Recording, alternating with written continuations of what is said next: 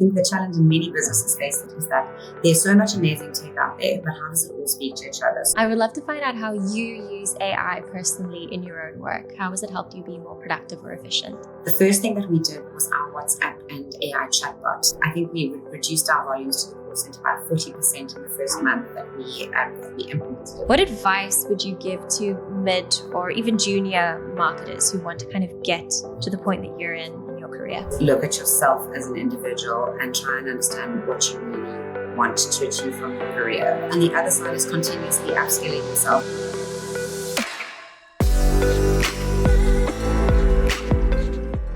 So hello, and welcome to South Africa Tech Marketers, where I uncover the journeys of marketers who are absolutely thriving in South Africa and beyond in the hope of helping you do the same. My name is Kirsty Lang. I am a senior content writer working remotely in Cape Town for a tech company called Buffer. And today's guest has also built a career at the intersection of strategy, performance, and experience. I'm so excited to have her on today. But first, a quick thank you to our sponsor, the Global Talent Company. If you're a South African marketer looking to land your dream remote role, or if you're hiring and you want to tap into exceptional local talent, visit globaltalent.co. You'll find the link in the show notes as always. Now, with me today is Tracey-Lee Zurcher Campbell, the head of marketing at a little company you may have heard of called Payflex, which is a fast-growing fintech company helping South African consumers shop smarter with flexible payment solutions. Tracey brings over 15 years of experience to the role, and I'm so excited to just dig into all the things today. Tracey, welcome to the show. Thank you so much for joining.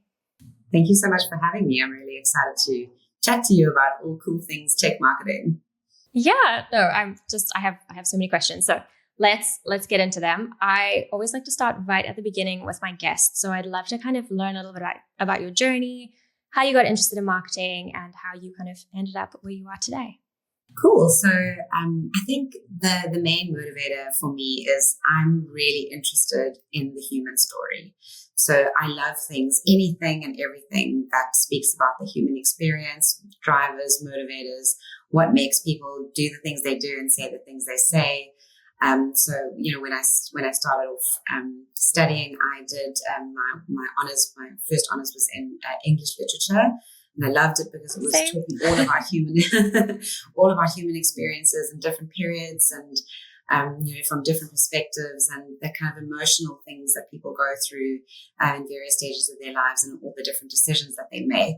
And this really speaks to everything, it speaks to our experiences as individuals and as consumers. And I think as I started working in the professional world, I worked as a producer, content creator, and through content creation, I became more and more interested in how people made decisions about what content they purchased and what the drivers were to make those purchasing decisions. And from there, I think I was in my mid-20s, I started pivoting a little bit more towards performance marketing and creating content that builds emotional connections with consumers. And here I am, 15, 20 years later, doing marketing for consumers and for B2B. So we have obviously at Payflex, we also work with many merchants in their B2B capacity. Of course. And you've led me perfectly into my next question. I wanted to ask you about kind of how you have worked across B2B, B2C, and wait, hang on, I'm getting it wrong. How you've worked across B2B, B2C, and B2G. Try to say that 5 times fast. I had to Google B2G, I will admit, before I started, because business to government is not something that I have been exposed to. So I'd love to kind of learn about some of the differences and commonalities that you found working in these, I think very different spaces. Yeah. So I think at the end of the day, everybody in whatever capacity that they're working in, they're still people.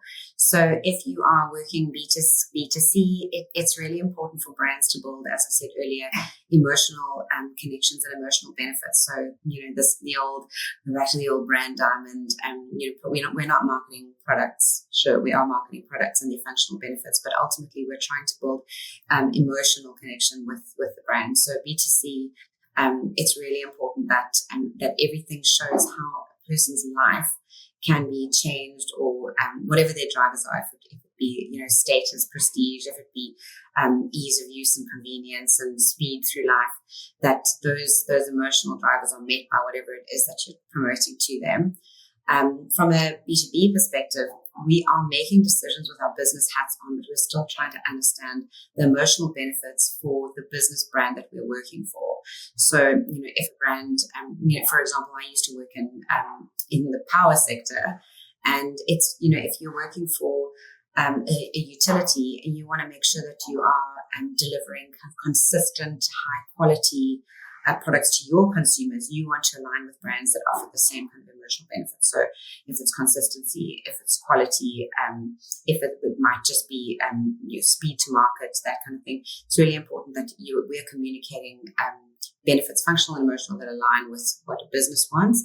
And B2G is exactly the same. At the end of the day, governments are trying to, they're delivering a service, and they're delivering that to their consumers. So if they are going to make a selection on a vendor or a supplier, they need to be able to deliver on the promise that they are making to their customers. So, working with governments is quite similar to working with businesses, but it's just in terms of the bureaucratic ways of working with governments, it's a little bit different, and there's a lot of red tape, and you have to go through interesting processes. But it's incredibly rewarding when you're endorsed by different governments around the world. Yeah, amazing. That clarifies a lot for me. Thank you, Tracy. I'd love to dig into Payflex a little bit and how the team is set up, how you guys work. I always feel, I think I got a Payflex marketing email this morning, and I was like, this is just really good. Your branding and marketing always feel cohesive and fresh, which is not something, I don't know if I can say this, it's not something that I think a lot of companies that are kind of finance focused do well. So yeah, I'd love to find out about the team, anything you can share about how you work, how you're set up. Sure. So I'll talk a bit about the team. So Payflex is in its 8th year of existence in South Africa. So we've kind of gone beyond the stage of startup into more of a scale up in business environment at the moment. However, we still like to keep things very agile. So we work, our marketing team is 5 people strong, and each marketer What? Yeah. 5 only. Oh my gosh. I thought you were going to 5? come and say they're like 20 people. Wow. Well, I'll let them know. But, so we work, each head of department within marketing is a subject matter expert. For example, we have digital marketer, we have brand manager, partnerships marketing, and design. But we work incredibly closely with an agency called Anomaly. And they have more than 20 people. So and they're also suited to the different types of initiatives that we do. We also work with specialist agencies like Algorithm for SEO and our paid media. So we do enlist the services of very specialized agencies to assist with our execution, but strategically we manage it with 5 people in house, and then with a lot of support from the agencies. Also, because we have a B2B, a very strong B2B business and a B2C business, the way the offering is positioned to each of these segments is completely different. So for businesses, Payflex is an opportunity for the companies to earn higher revenue and increase conversions, because it's a payment plan that allows their customers to make purchases they may not have originally made interest-free. So, kind of delivering those benefits succinctly to somebody who's in a business capacity, they need to get that very clearly, and they need to understand the trust factor that Payflex brings to them. We have an interesting statistic that 96% of Payflex users will only purchase from a site, whether with Payflex or not, if Payflex is offered as an option. So there's a huge trust factor that very credible fintech brands bring to e-com and in-store. And the same goes for our customers. So it's a different value proposition for customers entirely. The benefit that using Payflex brings is you can kind of have the life of your dreams. You can live the way you want to live right now, without experiencing any of the pain points that kind of an interest-bearing product might give you. So kind of selling to customers the idea of having control of the decisions that you want to make for your life right now is incredibly important. It's very empowering. It makes people feel that they're in control of their existence.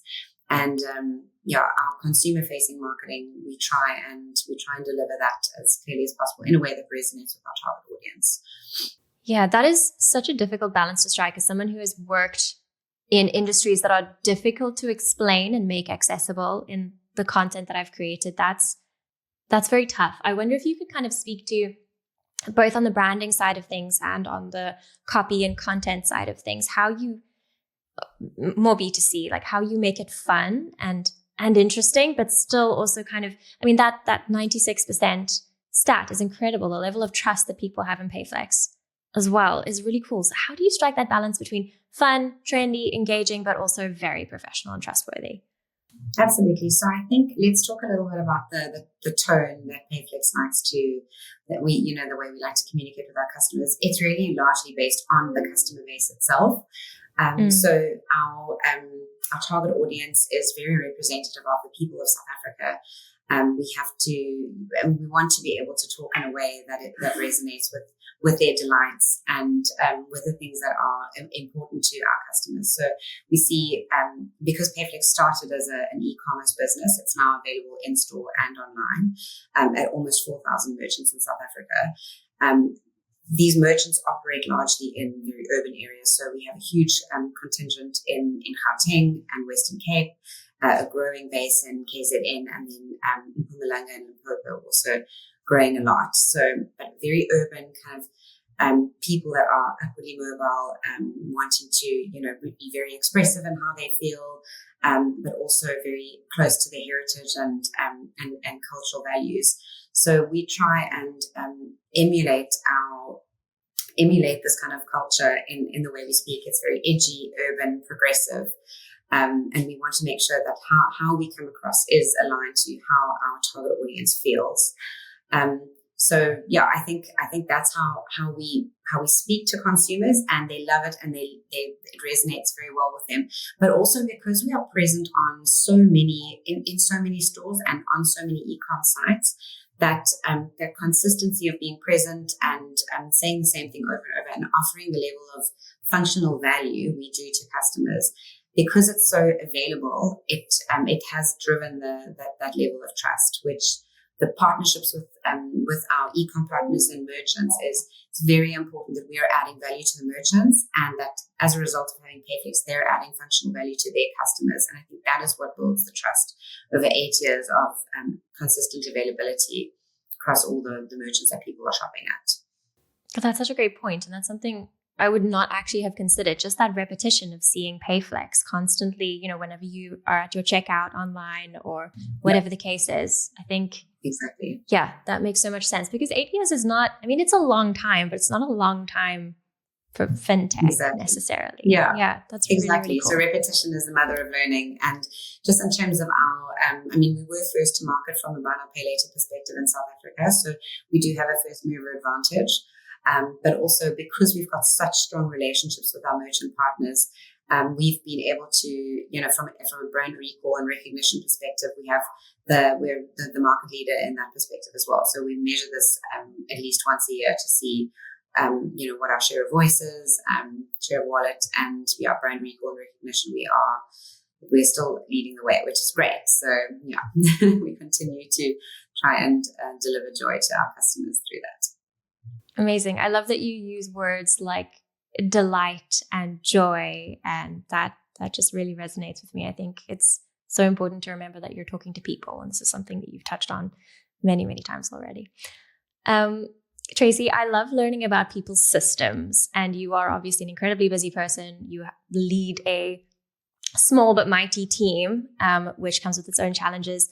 What does a typical week look like for you? How do you kind of stay on top of all the things that you have to get to? So I think the reason we're able to have a smaller team is because we rely so heavily on very robust systems. So I'm quite a strong proponent of Martech adoption. And on our day-to-day, we use a tool called Asana. It's a project management tool. There's many other project management tools out there that are similar, but yeah, we use Asana to track all of our projects, whether it's BAU, business as usual, or new build marketing projects. It's all on there with timelines. So I think that's how, and we're able to communicate all of this to our agencies and include them in these channels. So we rely strongly on that, but also our Martech system. So CRM is extremely important. Our CRM system is Zoho. And we work with a Zoho integrations company called DSL Telecom. They're continuously working with us to iterate and improve on our CRM systems. We also, for our customer support, we work with a company called Zendesk. And with all of these, I think the challenge, and many businesses face this challenge, is that there's so much amazing tech out there, but how does it all speak to each other? So the ongoing workings of integrating all the tech and having a dashboard that allows us to have one customer view is really important. And then we also work with a very progressive marketing automation tool called Netcore Cloud. And Netcore Cloud allows us to do all of our fancy marketing, like our emails, SMS, push notifications, in-app web SMS. And we are able to do this on an omni-channel basis through Netcore, integrated back into our CRM. And we can see everything on a dashboard. There's also, there are many tools out there that we can use, AI tools,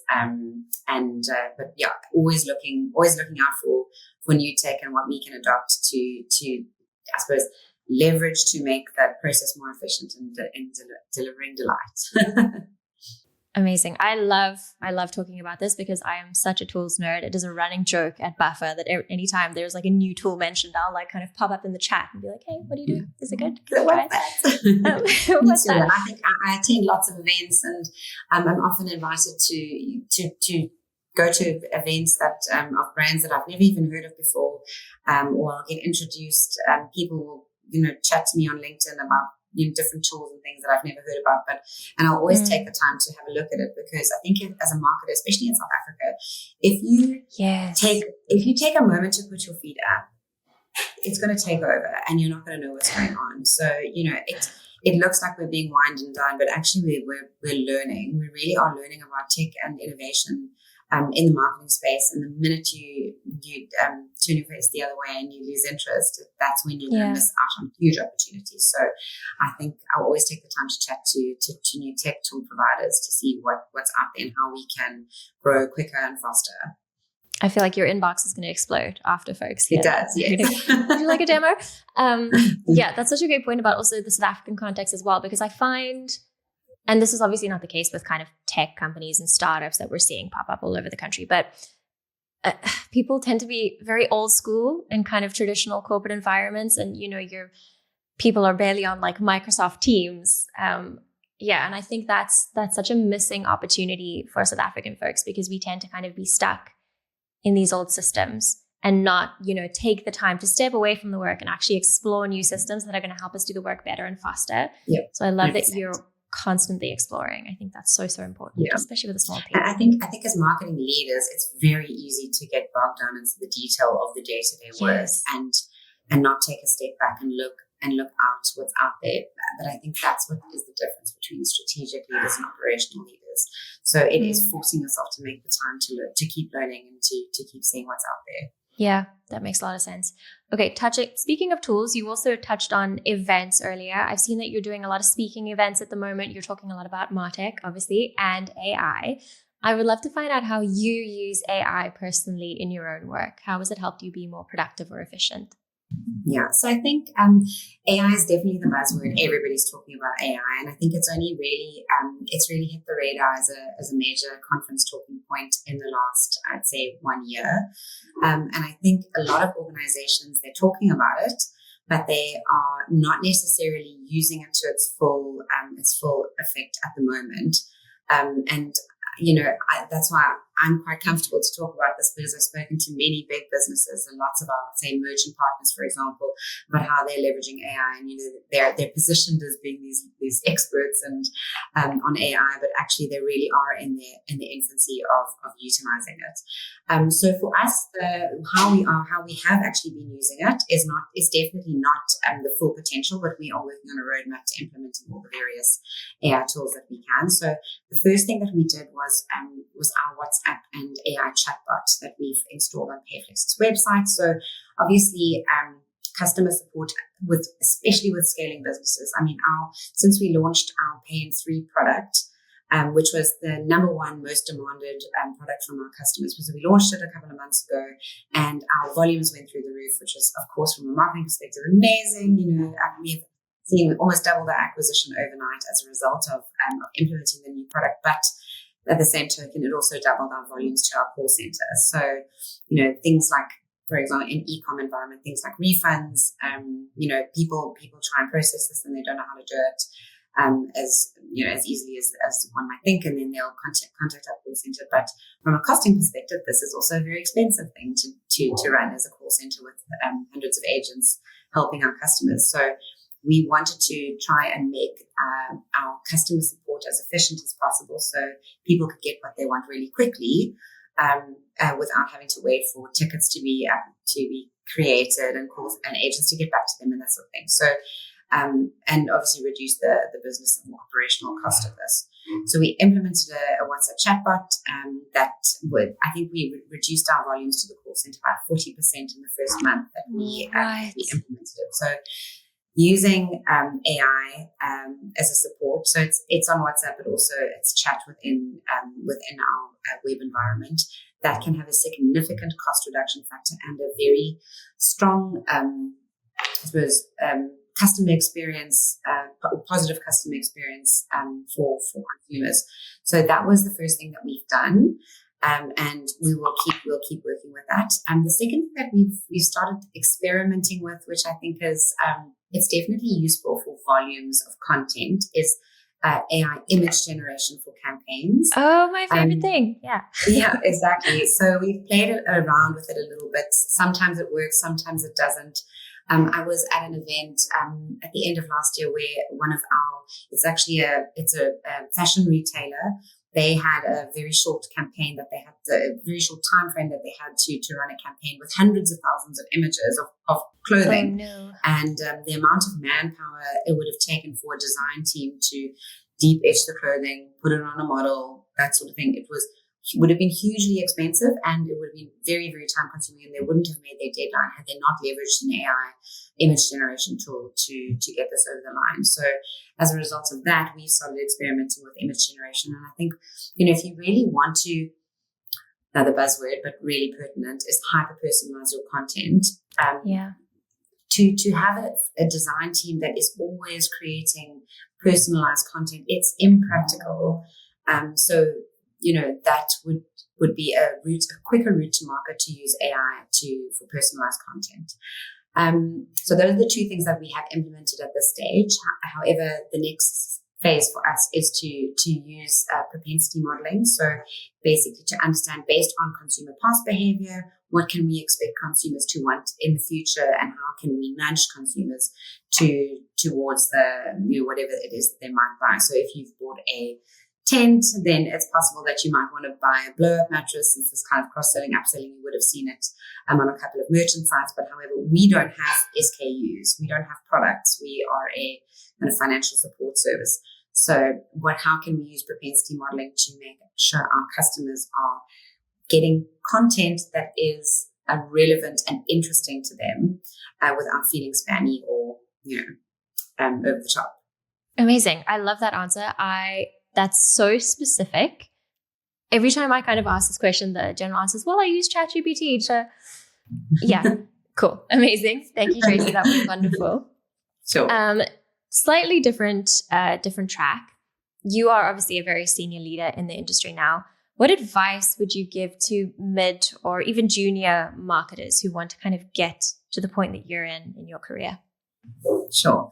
So I've had this question a few times, and every time I answer it, I kind of think about it a little bit more, and I get more answers to this question. So I don't think that there's any right answer, and I don't think that it is a kind of an exhaustive answer. There are so many routes or things people can do, and I think the way to look at it is look at yourself as an individual and try and understand what you really want to achieve from your career. So the thing that I did is not necessarily right for everybody, but it was an absolute game changer for me. I continuously studied throughout my working career. And I also continuously assessed if I was happy or not. So trying to understand your own drivers and the things that excite you versus drain you in your career allow you to pivot in ways that if you can identify what makes you happy, you can pivot towards a career that's more in line with that. So I know, for example, I'm definitely a more performance-driven marketer. So I like to see results and I like to see bottom line contribution. So I definitely went a little bit more in the kind of the data-driven marketing aspect of things. And I certainly see the value of brand, and I have a very experienced brand manager and brand team that live and breathe brand, and but I will always add brand performance metrics to make sure that it's not just based on gut feel, it's based on real data that's showing how brand is actually contributing to the long-term vision of the business. So know yourself, really take time. He's a comedian. Not that one should always be taking life advice from comedians, but I think that this one is really important. His name is Tim Minchin, and he has a YouTube graduation speech where he talks about the 9 rules to live your life by. And I think there are two points that he makes that I kind of live by. The one is he says, take your opinions outside and beat them like a rug. Because you have to keep questioning. Don't just believe your own thoughts and beliefs. Take them outside and beat them. Like, are you happy? Really try and understand the things that motivate you, and what you think it might be, it might not be. So really interrogate your own opinions and beliefs. We'll have to edit this part out. I can't remember what the second one was. Hold on 1 second. No, that's totally fine. That's so funny. I love that. Got it. The other thing that he says is that when you are young, try and decide what you want to get out of life, and then you might achieve it by 96 years old, and then you're staring into the abyss of the meaningless of your achievement. It doesn't actually matter anymore if you achieve that one great big thing, and then you might miss out on all the shiny little opportunities that you've had along the way. And that might be something that comes along in your life where you see a shiny opportunity that looks enticing. Maybe take the time to pursue that, because it might be what you were looking for all along. So that's the one side of it, and the other side is continuously upskilling yourself. I think people run the risk of the Peter principle, which is where you are promoted outside of the scope of your ability, and that is basically a poison chalice. People. I see this. I've seen this throughout my career. Very ambitious people, very hardworking people that are, because they're so hardworking and they stand out, they are promoted, but then they're unable to perform the tasks that they set out to do. And it's ultimately not their fault. It's that leadership hasn't promoted them outside of the scope of ability and not supported them in learning what they need to learn to be able to take those tasks.